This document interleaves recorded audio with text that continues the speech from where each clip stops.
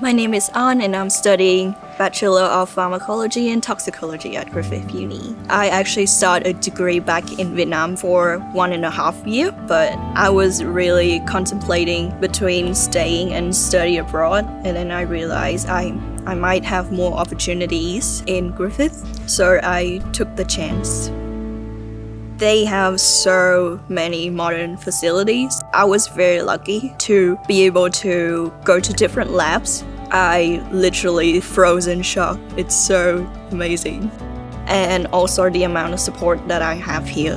I really want to be a research scientist in the future. I need first-class honors with a publication for my PhD. At first, I was really scared, but they are so supportive and I feel like I actually belong here. Griffith is my second home now.